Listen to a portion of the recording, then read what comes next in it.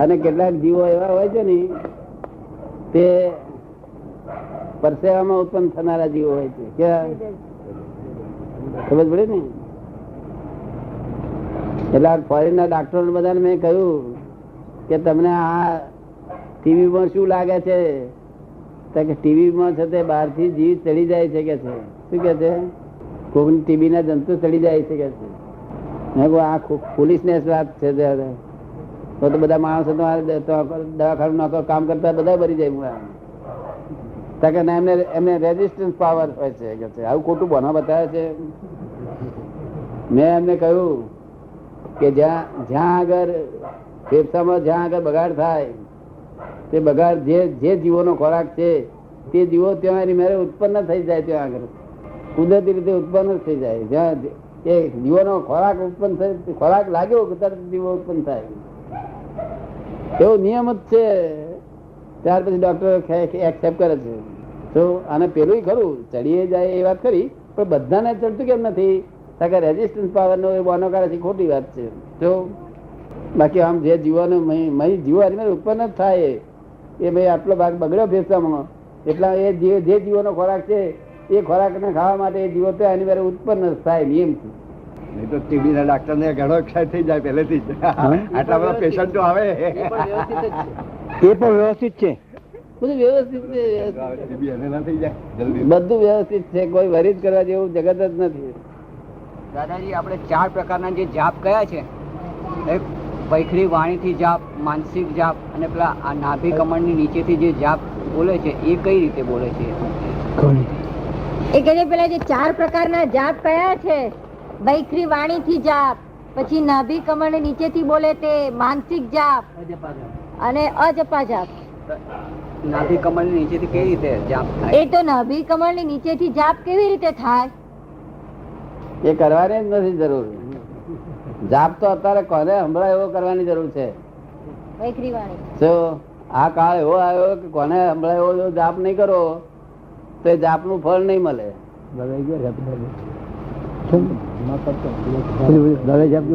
એનું કારણ શું? એમ કરવાનું કારણ શું? એનું કારણ એમ કરવાનું કારણ શું? નહીં તો ચિત્ત બધી જગ્યાએ જતું હશે, ચિત્ત ભટકશે. શું કહ્યું? આમ ગમે એટલી માળા ફેરવો ને તો માળા માં ફર્યા કરતી હોય, ચિત્ત બીજ જગ્યાએ ગઈ. એમ જાપ ચાલ્યા કરતા હોય, ચિત્ત બીજ જગ્યાએ. પણ એ જાપ ને આપણે સાંભળવું, બેનો તાર જોઈન્ટ કરી દીધો હોય તો ચિત્ત આગુ પાછું ના થાય. એટલે આ કાળમાં છે તે જાપ મોટેથી થવા દેવા જેટલા થાય એટલા. આ કવિના કીર્તન એ જાપ જ છે ને? શાસ્ત્રમાં કહે છે કે કવિના કીર્તન છે એ જાપ જ છે ને? હા, આ કીર્તન બોલ બોલ કહે છે ને બહુ થઈ ગયું, કલ્યાણ થઈ ગયું.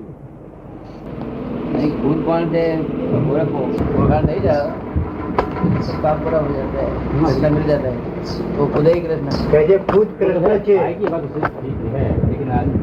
खाला पहचानती है આખો શરીર શું દેખાય છે, હાથ કામ કરી પોતે કોણ છે એટલો અનુભવ તો જે સ્વરૂપ શું છે કે છે કે આત્માનું સ્વરૂપ શું છે? નિરંજન નિરાકાર. એની કોઈ અનુભવ થઈ શકે કે એનો કહે છે અનુભવ થઈ શકે કે નહીં? એનો અનુભવ કરાવવા માટે કહીએ ને એની ભાઈની વાત વાગે હોય वो एक ही चीज आएगी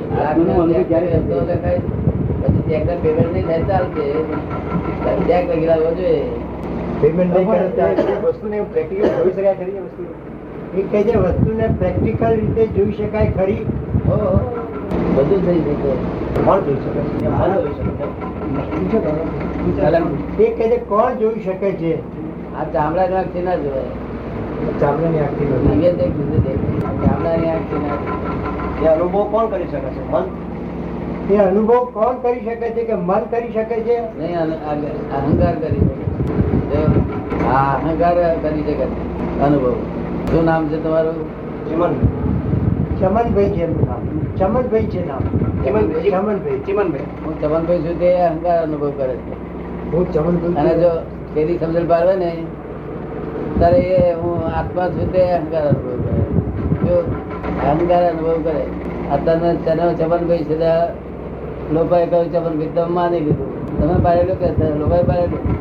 લોકોએ પાડેલું કે લોકોએ મારું નામ પાડેલું. શ્રદ્ધા બેસી ગઈ, ઊંધી શ્રદ્ધા, અંધશ્રદ્ધા થઈ, રોંગ બિલીફ બેસી ગઈ, પછી પાછી સાચી કરી. બાઈ નો ધણી થઈ ગઈ, તો બધા ધણીને આયા. આ છોકરા બાપો થયો, તમે છોકરા બાપા થયા છો કે તમે છોકરા બાપા થયા? એ બધી રોંગ બિલીફ, બાપો થયો, મામો થયો, કાકો થયો, કેટલી वो રોંગ. तो संसारी व्यवहारिक में आ जाते हैं। હા संसारी की चक्र में आने के बाद वो चीज अलग हो जाती है।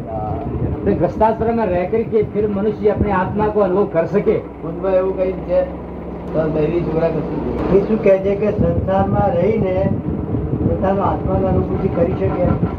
હા હા બધા કરી છે. કેટલા માણસ 7,000 માણસે મારી પાસે કરી. એ થતી નથી પણ તે અત્યારે થાય છે. આશ્ચર્ય છે. આ બને નહીં આવું.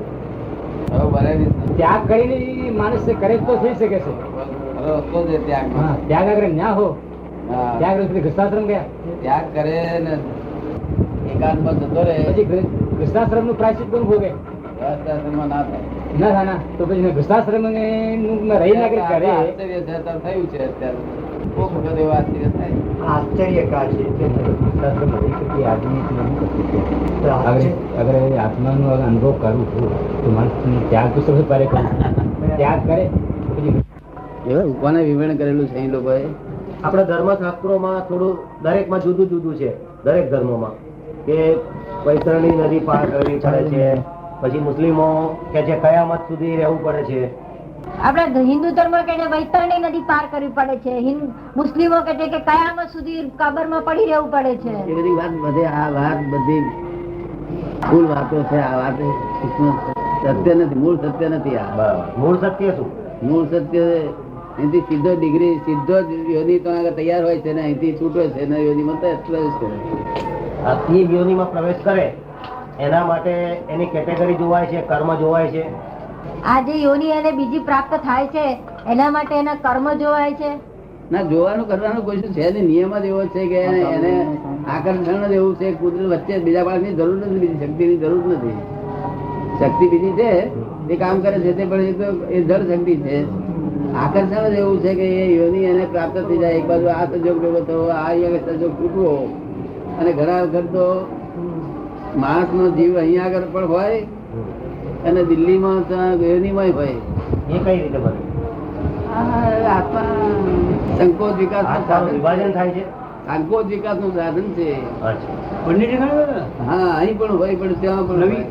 નવી ઠેકાણે પણ ત્યાં શરૂઆત થઈ ગઈ હોય, અહીંથી નીકળી ગયો ના હોય એમ પણ બને. સંકોચ એ છે લાખ બધો ગૌ મારી થાય. સંકોચ વિકાસ નું સાધન છે સંસાર અવસ્થામાં. તો એટલે એની તરફ પ્રાપ્ત છે ને હજારો માણસોમાં એકાદ બે માણસ નથી થતી. તે પ્રેત યોની તરીકે આવી રહેતો હોય છે. એ પ્રેત યોનિનું કારણ શું? એ એને અહીં આગળ બહુ કોઈ જગ્યાએ વેર બંધ બહુ પ્રેમ બંધ થઈ ગયો હોય હા. તો એ પૂરું કરવા માટે એનો આ દેહ મળે નહીં એને એટલે બે દેહ થી કામ કરવું પડે છે. પ્રેત યોનિ. હા પ્રેત કારણ કે યોની મળે નહીં એટલે પ્રેત માં રહેવું પડે છે ને આ દેહ બાળી મૂકેલો હોય છે. હા. એટલે સૂક્ષ્મ દેહ અને કારણ દેહ બે દેહ થી એ કામ કરી દે. પ્રેત યોનિ. સૂક્ષ્મ દેહ, કારણ દેહ અને આત્મા આ ત્રણ ભેગા થઈને ત્યારે ભટક્યા કરે છે. અને ભૂખ લાગે ત્યારે કોકના શરીરમાં પેસીને ખાવું પડે. એમ. ભૂખ વગર તો આ સંસાર એવો છે કે મરી ગયા પછી ભૂખ તો જે સહન કરી શકતો જ નથી. જીવ દેહ ના હોય તો સહન કરી શકતો નથી. અચ્છા, દેહ વગર ભૂખ સંતોષી બહુ વાર ભૂખ ને ઊંઘ બધું જ જોઈએ. એ આ દેહ ના હોય તો જોઈએ. આ માધ્યમ દ્વારા. હા સૂક્ષ્મ દેહ નું માધ્યમ દ્વારા બધું જ જોઈએ. હા તો મનોજ. કોકડામાં પેસીને દેહ ખાય પીએ તો કોકના પેસીને, બરાબર. ઊંઘે તો કોકના પેસીને. બરાબર. તો બીજી યોનિમાં જાય દાદા, જો જીવ બીજી યોનિમાં જતો રહે છે તો એ મનુષ્ય યોનિમાં જ જાય કે પશુ યોનિમાં પણ હા, એ જાય? તો ગમે તે અહીંયા આગળ એના પાસે આખી જિંદગી જે વિચારો કરેલા હોય તેનો સર્વાયુ મરતી વખતે આવે. એનું સર્વાયુ અચ્છા. આખી જિંદગી જે વિચારો કર્યા હોય અને ક્રિયાઓ કરી હોય એનું સર્વાયુ મળતી વખતે આવે. તે એને મળતી વખતે પોતાની છોકરી જો સાંભળ્યા કરતી હોય, પરણાવવાની છે, નામ કરવાની છે, એ બધી ચિંતાઓમાં પડ્યો હોય, તે ભગવાન સાંભળે નહીં તો પછી છે તે જાનવરની યોનિમાં જાય. અને જાનવરની યોનિમાંથી પછી છૂટે કઈ રીતે તો? એ છૂટે એનો હિસાબ પૂરો થઈ ગયો, છૂટતો થઈ ગયો. જાનવરોની જેલ જેવી છે. એટલે કોઈને 15 વર્ષની જેલ, કોઈને 50 વર્ષની જેલ, કોઈને 100 વર્ષની જેલ, કોઈને 200 વર્ષની જેલ. એ જેલ એટલે વહેલો પૂરો થઈ જાય ભોગવી રહ્યો એટલે કશું અહીંયા આવે. પાછો એટલે અમુક નિયમ જ કે આટલા વર્ષ સુધી જ રહેવાનું, હે ફરજિયાત અમુક વર્ષ સુધી જ રહેવાનું. સુધી રહેવાનું, ખાલી ભોગવે જ કરે, કર્મ બીજું બંધાય નહીં. કર્મ બધું બંધાય નહીં. ના, આ બિલાડી ઉંદર ખાય છે, એ બિલાડીને કર્મ બંધાય નહીં. પાપ નહીં. નહીં, ના પાપ નહીં. સારું, પ્રેત યોનિમાં જાય હા, તો એનો સૂક્ષ્મ દેહ હોય. પ્રેત અને ભૂત બે જુદા છે. ભૂત એ દેવલોક છે, ભૂત એ દેવલોક છે. દેવલોક છે. અને આ પ્રેત યોની એ છે તે જેનો આ બોડી નથી, એને જેને યોની પ્રાપ્ત નહીં તે. અને ભૂત યોની તો પોતે પોતાની મેરે કહી શકે, બધું કરી શકે છે. અચ્છા. એટલે દેવ યોની ગમે તે રૂપ બદલી શકે પોતાનું. હા હા, ભૂત. હા, બરાબર. એ નુકસાન કરી શકે, નુકસાન કરી શકે, બધું કરી શકે. બધું કરે. એ ભૂત અને પ્રેત યોનિમાં શક્તિ તો ખરી જ ને. તો પ્રેત અને ભૂત એની શક્તિ તો ખરી જ ને. દેવલોક છે એટલે એને તો આનંદ બહુ શક્તિ, જબરદસ્ત શક્તિ આપે. ભૂતમાં ભૂત આ પ્રેતમાં શક્તિ નહીં બહુ. નહીં. આ ત્રીજી બોડી નહીં ને, હા. એટલે કોકની બોડીમાં પેસીને ખાવું પડે, કોકની બોડીમાં. અને તે એ ઋણાનું બંધ હોય ત્યાં જ જવાય ખવાય. એમ. બીજી ગમે ત્યાં જગ્યાએ નહીં. બીજે ના કાયદા બહાર તો જવાય જ નહીં. કાયદામાં નથી. એનો અર્થ એ કે ઋણાનું બંધ વાળાને જ પ્રેત વળગી શકે, દરેક ને નહીં. દરેક ને નહીં, ઋણાનું બંધ હોય તો જ. એટલે ભડકવા જેવું આ જગત બીવા જેવું છે જ નહીં, ભડકવા જેવું છે જ નહીં. તમે જો હરી કરી છે તો જ તમને નુકસાન થયું. તમે નહીં હરી કરો તમારું નામ દેનાર જ કોઈ નહીં, તમારી ઉપરી કોઈ નથી, નહીં બસ બાત જ નથી કોઈ. તમારી ઉપરી તમારા બ્લન્ડર્સ અને તમારા મિસ્ટેક. એ બ્લન્ડર્સ હું આજ તોડી આપીશ, તમે આવશો તો. અને મિસ્ટેક પછી તમારે તોડવાની, કારણ કે તમને એ જાગૃતિ ઉભી થશે કે તમારી મિસ્ટેક તમને દેખાશે, તમને એ તૂટી જશે. તો પ્રેત યોનિમાં જ્ઞાન પ્રાપ્ત કરી શકાય. હા, તે પ્રેતીઓની અમને કે છે હા. કે અમને પણ મોક્ષ જવાનું જ્ઞાન આપો એમ કે છે. અચ્છા, બરાબર. એની ઈચ્છા તો હોય જ દરેક. હોય જ આ છૂટવા માટે. તો જ્ઞાની પુરુષ એને આપી શકે જ્ઞાન? હે તો જ્ઞાની પુરુષ એને જ્ઞાન આપી શકે? ના, જ્ઞાન આપી શકાય નહીં. એને એમ કહીએ કે તું હમણાં અહીંયા આગળ રહે અને અમે તને આશીર્વાદ રહેશે, અમુક વર્ષ પછી તને કઈ જ્ઞાની મળી આવશે, એવું એને કહીએ. પણ પેલા છૂટો કરી આલીએ, એમ. પેલા મુશ્કેલી જરા ઓછી થઈ જાય. જય સચિદાનંદ, નમો વિતરાગાય. એમાં દુઃખ તો ખરું ને. હા, દુઃખ તો ખરું ને સમા પ્રેત યોનિમાં. બહુ દુઃખ, બહુ દુઃખ, ભયંકર દુઃખ. ખાલી વાસના પૂરી કરવા માટેનું. તે પણ એટલે 100-200 વર્ષો કે 25 વર્ષ કે 50 વર્ષ એટલું બધા લાંબુ ના હોય. એમાં કર્મ બંધન ખરા? ના, એમાં કર્મ ના બંધાય. ના બંધન. એમાં કર્મ એ કર્મ ભોગવે જ. કર્મ બંધન 3 હોય પૂરા, તો ત્યારે કર્મ બંધન થાય. બરાબર. એ મનુષ્ય એકલો જ